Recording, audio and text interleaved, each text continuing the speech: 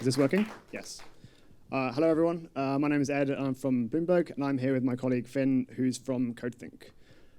So I must start with an apology. Ulf is the professional apologizer, but I'm the native apologizer. This is the third in a trio, as Dave said, but this is going to be the most exciting, and you'll definitely have something that you want to look at later on when you go home. So it's the big green button. All right. So a little bit about me. So I'm a BuildGrid committer. I'm also a Bazel contributor. You might have seen my name fly by on some of the commits. And I'm also the lead of our distributed build project at Bloomberg, which is quite new. So we're looking at implementing and hosting BuildGrid internally. Hey, and I'm Finn. So I'm a BuildGrid committer and a software engineer at Codethink. All right. So just a little quick overview. So initially, we're going to be talking about why we're not immediately adopting Bazel at Bloomberg and some of the challenges we're having. We're then going to talk about remote execution, which you probably know a little bit about by now. And then we'll talk more specifically about remote execution with BuildGrid, which is kind of similar to Build Farm, which you've heard about. And then we'll talk specifically more about our BuildBox workers, which we use for sandboxing. And then Finn has some demos. And then we'll tell you a little bit more about what's coming up for our work in progress that we're working on. So in case you're not familiar, Bloomberg was actually founded in the 80s. And we are a technology company famous mostly for maybe the TV channel, but mostly for the software that we provide for finance professionals. So traders can look at prices, stocks, options, futures, bonds. They can chat with other traders. They can make trades over chat. We have people looking at machine learning over news. You can get automated trading over news, automated tweet filtering, so you can get the latest tweets and then trade against those, for example. So we have a wide diversity of engineers solving lots of different problems in what we call apps. So there's hundreds of different apps in the Bloomberg terminal. So as you might understand, all those different engineers have different requirements as to how they want to build their software. And that's resulted in us having tens of thousands of distinct packages, each in small Git repositories. And each of those is built with their own build system. So we have tens of different build systems in use. But we do require that people package them generically so that they can sort of interact with each other. So we have a baseline set of build flags that is shared around the company. And then we have this generic packaging system that people use to share their headers and libraries with each other so they can share and reuse code, obviously. So team by team varies, different workflows, different build tools. They can kind of use what they want, but still sort of share with everyone else. We build for multiple platforms. And that's resulted in hundreds of millions of lines of C and C++ over the years building the Bloomberg terminal. And currently for our builds, we're using point-to-point remoting, so there's not really any significant amount of distribution going on there. OK, well, why not Bazel? So I haven't heard from anyone who has migrated millions of lines of code that didn't start with Bazel to use Bazel. And I don't think many of our engineers would appreciate us diving into their code, changing it all to Bazel overnight, whilst we also maintain all the third-party code that we import, building that with Bazel, changing that every time someone comes in and patches that to build up Bazel again. So we need to have a bit more of an incremental approach there. So what we're adopting is what's called an integration build system, or we call it integration build system. And for that, we're using what's called BuildStream. So that instead of working at the level below the existing build system, works on top of the existing build system. So for example, you can teach BuildStream how to build CMake, for example. So BuildStream works on the basics of what's called a BST file, which is just a flat file that describes the source for the code, the way it builds. So for example, here I have my application app.bst that builds with Autotools. That can depend on Google Tests, which it builds with CMake. And it can also depend on Abseil, which builds with Bazel. And then they both depend on a low-level import called, here we're using Alpine to provide the baseline system. So everything is totally hermetic and reproducible because we're providing everything from the base system up. And then BuildStream knows how to invoke these different tools. So I don't need to go in and teach Google Test how to build with Bazel, although actually I think it builds with Bazel as well. Abseil builds with Bazel, and my app can build with Autotools, but I don't need to go in and change every single one. I can just say, BuildStream, go and build this thing with CMake, and build that thing with Bazel, and then give me the results, and I can compose them together into my own application. There's a small asterisk by the Bazel plugin because we're still working on that. OK, so a little bit about remote execution. So that's why we're using BuildStream, and I'll show you in a few seconds how that fits into remote execution. So remote execution is formed of three main components: the execution client, the execution service, and the workers. So the execution client and the execution service communicate with each other over gRPC using a protocol called remote execution. And you might have heard of the first client, which is called Bazel. And that was one of the first clients to use the remote execution API, which we've been developing. And then there was BuildFarm, which was the first reference implementation of these APIs. And Bazel was built to use, or BuildFarm was built to use with Bazel, I guess. So the first thing we did is we built a simple kind of discc Ccache-like wrapper called rec. So this is open source on GitLab. And what that does is when you wrap it, you can wrap it around GCC, and basically we'll upload the dependencies into the content addressable storage, run the commands remotely, and then the results come back. And it's as if you ran the build locally, but it ran remotely using remote execution. And you don't really have to make any deep changes into your code. You can just use rec to wrap the command. So it's kind of a simple way of playing with remote execution without having to use Bazel. So there's also an alternate implementation, which is by someone called Ed from the Netherlands, who's actually not here. That's called BuildBox and written in Go, which also implements the remote execution API. And then there's, of course, RBE, which you know all about already. So within the execution service, in these three instances at the same endpoint, there is the action cache and the CAS, which, as in the previous talk, they are where the content is stored for mapping inputs to outputs and contents of files to or hashes of files to the contents of the files.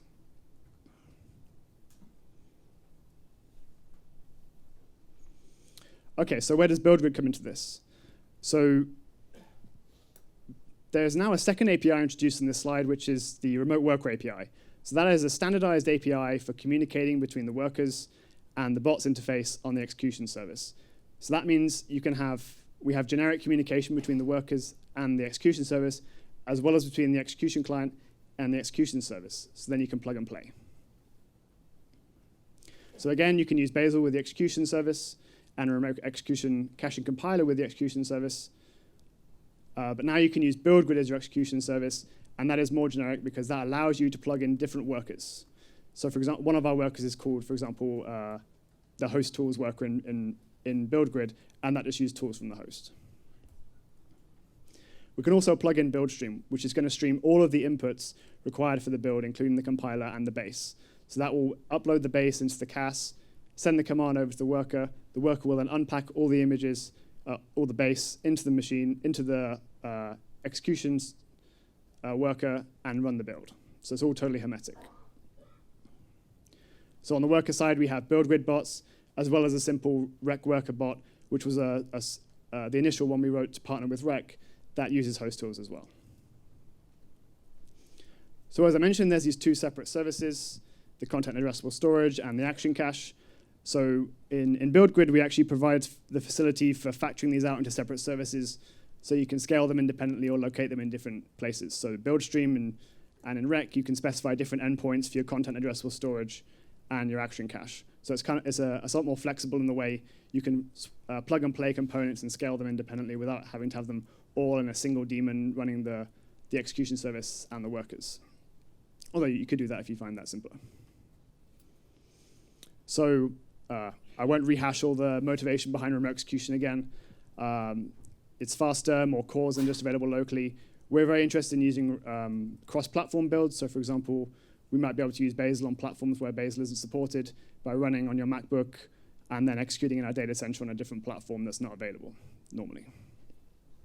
We can also share an enterprise-wide cache. So you come in on Monday morning, you can set up a cron job on Sunday evening that will build your code, populate the cache.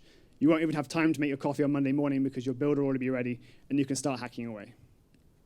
We can also do some central resource scheduling. So if we're both building the same thing at the same time, we can centrally look at the queue inside BuildGrid and deduplicate all the jobs that are in there so that not doing the same thing twice, and they just hit the action cache when the job is done.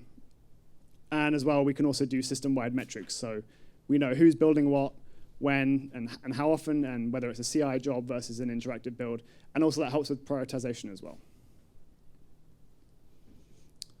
So to go into a bit more detail on our custom workers, The idea here is that they're plug and play, so they're all built using the Remote Worker API, which was standardized along with Google in our monthly meetup.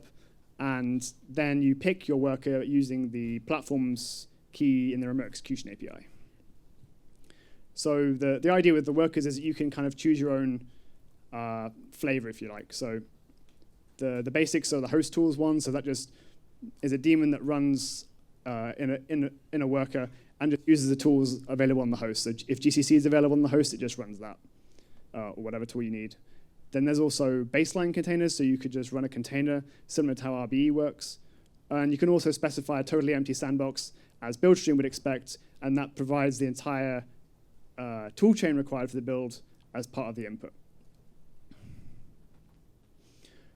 So BuildBox is a small application we've been working on that we use to transparently talk to the CAS. So if you're running inside a sandbox, you want to be able to talk to the CAS when the files are accessed. So what we do is we run BuildBox, which implements a fuse layer to the content addressable storage, and then we sandbox with the fuse layer visible. So as the files are accessed from the build, they'll load from the CAS on demand. There's also a prefetch mode, but this means that we can load only the files we need during the build as they're accessed from the CAS. So a nice feature with BuildBox is that it has a cache on the host. So if you're running multiple workers on the same host, the cache can be stored on local disk on the host, and multiple workers can share the same cache on the host without having to go over the network each time to the content addressable storage. And inside BuildBox, we use what's called Bubble Wrap, which is an open source sandboxing tool, and that runs in user space, so no root required. So now Finn is going to provide some examples of BuildGrid in action, and I'll see you in a few minutes. Okay. Thank you very much, Ed, for giving us an overview of remote execution and the reason why we're doing it. So I get to show you BuildGrid in action. So first of all, I'm going to show you an example timeline diagram of remote execution. So I'm sure you probably all know how it works, but I've made the slide, so you're going to have to see it. Architecture BuildGrid, so I'm going to reiterate sort of how we've separated out all the different services and how you can potentially make them different endpoints if you want. And then finally, I'm going to give you a demonstration with 3 different clients. So I'm going to show you Rec, Bazel, and BuildStream. And the following screen recordings were done with, I never really know how to say this, so I'm going to say Cinema, maybe, something like that. Anyway, it's a great little tool that I was using, a little free open source tool. And a link of all links. So I'm going to be showing a lot of links. And I want you to be paying attention to the talk and taking loads of photos and stuff. So you can actually just click on this link here and you'll have a list of all the links, which is quite handy. OK, so this is an example remote execution timeline. So here we have the client, the server, and the worker. So we first of all ask, has this action been done before? The server says no, so it finds all the missing inputs that it needs and uploads them to CAS. It then sends a work request. The worker then has said, is there any work to do? And it gets a response from the server saying, do this lease of work. Then it sends like a heartbeat, so it says executing work, and the server says, good to hear you're still alive. And then it uploads the results to CAS and informs the server that the job is finished, and then the server informs the job is finished and the results are ready to download. So here's a kind of box diagram, really sort of high-level overview of BuildGrid. So you can see here that we've tried separating out all the different services. So we have the action cache service, the execution service, bots interface service, CAS service. So basically, we have, in the following demonstrations, I wrapped together the execution service and bots interface service into a single instance, and I've called that the controller, because it kind of makes sense that them two things are together at the moment. So as I said before, the execution client can talk to the action cache and upload things to the CAS service if it wants. And the bots interface just kind of looks after the bots and checks that they're still OK and hands them work to do. And of course, the bots are also downloading work and files from the CAS service itself. So the first demonstration I'm going to show you is Lua. So I'm just going to build Lua. So Lua is just an open source lightweight language written in C, which you can find the link here. The only change we make to our make command is that we just add this little CC flag to tell it to use rec instead of the GCC compiler here. And instructions on how to set up rec with BuildGrid can be found at the following link. So this is kind of how it's going to look, obviously without these big words on them. So we have the client at the top of the page, then we have the controller, the content addressable storage, and the 3 workers. I should add here that the 3 workers will be using the host tools bot. And the client that we're going to be using is rec. Also, this is all running on my laptop, so each box is a separate virtual machine in this case. Okay, so the first thing I'm going to do is start my controller server. And now I'm going to start the 3 bots. You can see the 3 bots are now registering with the central controller server. And finally start my CAS server. Now finally, onto the make command, the exciting part. So here we go, I'm running make. You can see it's sending all the work over to the bots, and Lua is now built. I think I'm saying Lua correctly. No one's corrected me so far. So there we go, I've now launched Lua, so it's an interactive terminal. I think it means I think it's moon in Portuguese. So just to show that I'm not lying, I'm now running an interactive terminal in Lua, and I printed hello BazelCon. There we go. So now what I'm going to do is run make clean. So I'm going to clear all the binaries out of there, and I'm going to run make again. Now, because all the actions were already shard, it's instantly returned me the actions from the action cache, and that build was much faster. And so the build didn't run at all on the workers. So I'm just running Lua again. So you can see there, hire again. Perfect. OK, so the second example that I wanted to show you is building Abseil with Bazel. So as many of you probably already know, Abseil is an open source Google library for C++. You can find the link here. And I'm going to be using Bazel 0.17.2, and I've edited my Bazel configuration file. So just like quite a few speakers spoke about yesterday, you can just edit your .bazelrc file. And the instructions, again, on how to set this up can be found at the following link. So let's run through it again. So you can see here at the top, I have my hello world file, which uses an Abseil, part of the Abseil library, so it's just going to join 2 strings together. So let's autoplay this. OK. First one, starting up the controller server, the CAS server, and the 3 workers. So again, these will be the host tool bots that I'm using. OK, so let's build it. So you can see it's gone through the dependency tree, and it's just working out so it's just building everything from there. And OK, there we go. I ran the binary, and it joined 2 strings together. So now I'm going to run the clean again, and I'm just going to show you how we hit the action cache on the second time round. OK, there we go. So it's returned me back the result. And I can run the same command again, and it'll give me the same result.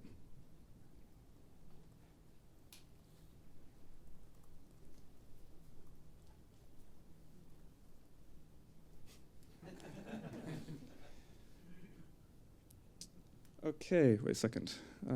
Not this one again. I want to move on to the next slide, if possible. Can somebody potentially move on to the next slide from up there? Thank you.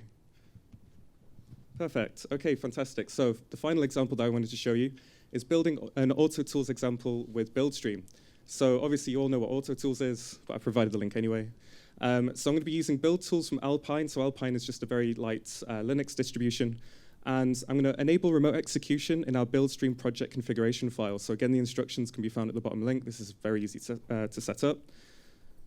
So a little bit about BuildStream, because I know it's a tool that many of you aren't completely familiar with. So it's a reproducible integration build system. So it's basically sandboxed builds, so it doesn't use host tools.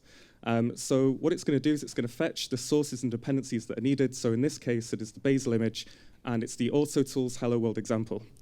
It's going to stage your sources and dependencies in a sandbox, and it's going to build locally or for remote execution. So it's going to run your configure, build, and install commands remotely.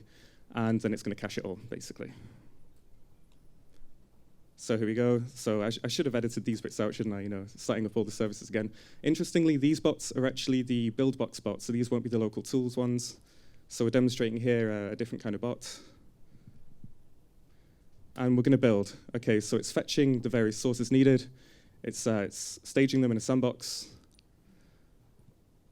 And it's going to be caching them and stuff. And it will now be running the configure commands that are needed. So this is all hermetic. It's the buzzword of the day. We're also, OK, so the next one will be the make command, I believe. Should be coming through in a second.